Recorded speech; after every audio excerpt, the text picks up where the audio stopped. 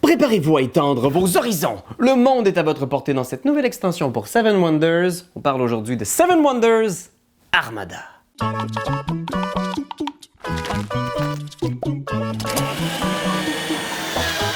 Armada est une extension pour le classique Seven Wonders, un jeu de Antoine Bauza.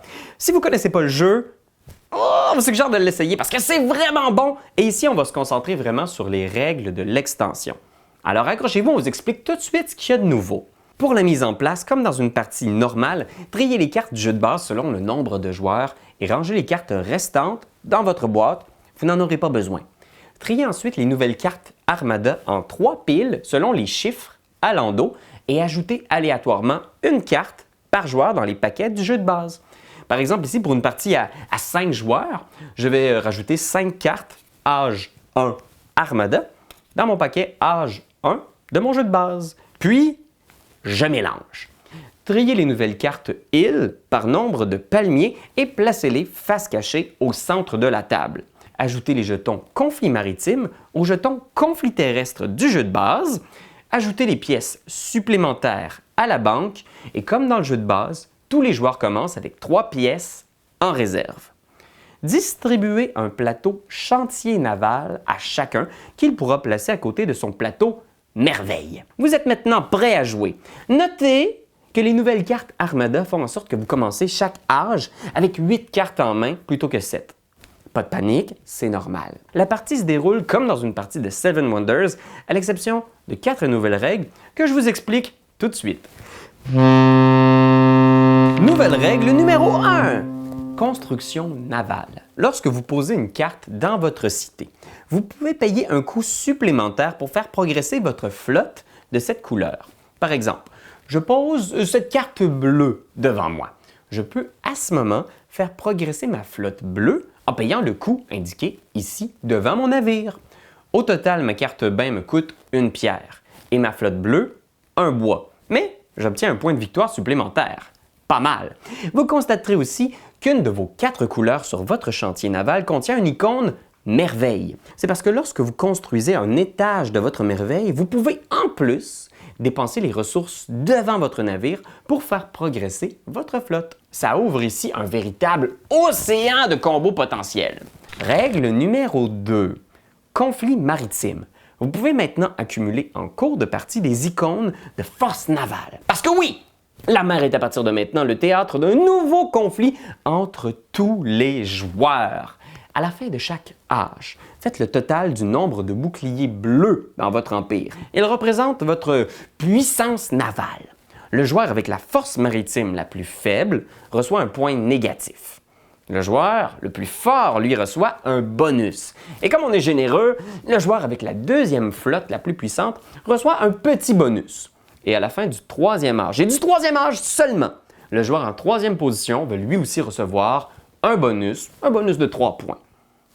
C'est pas si pire. Règle numéro 3. Défausse d'une carte. Lors de votre tour, comme dans le jeu de base, vous pouvez défausser une carte pour obtenir 3 pièces. Vous pouvez maintenant aussi défausser une carte pour faire avancer votre flotte marchande, votre navire jaune, sans payer le coût de la ressource devant votre bateau. Nouvelle règle numéro 4. Décompte des guildes. Les points obtenus pour chaque guilde en fin de partie est maintenant limité à 10 points.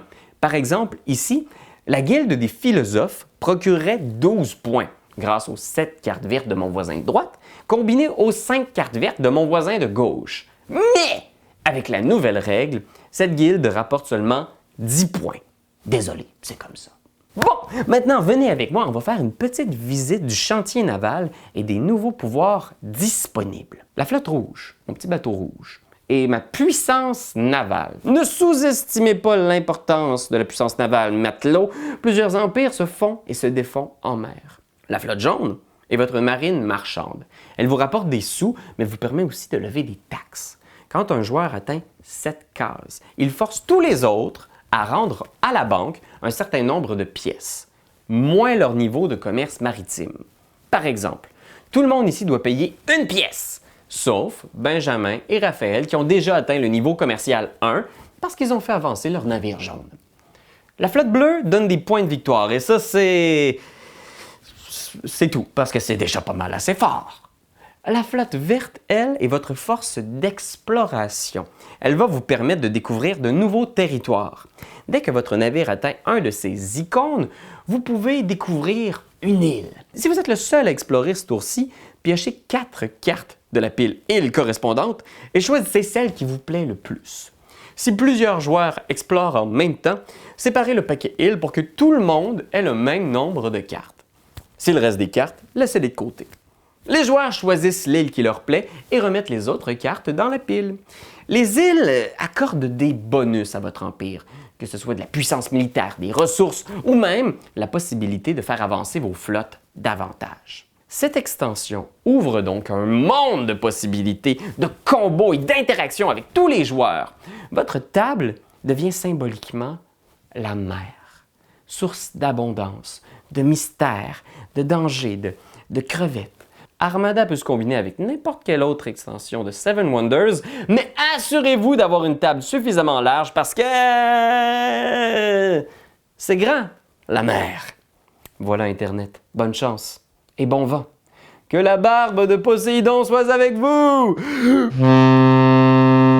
Quand t'aimes quelque chose, tu donnes des bisous dessus. Mais comme c'est un ordinateur, tu donneras pas de bisous. Tu vas plutôt commenter, puis tu vas partager.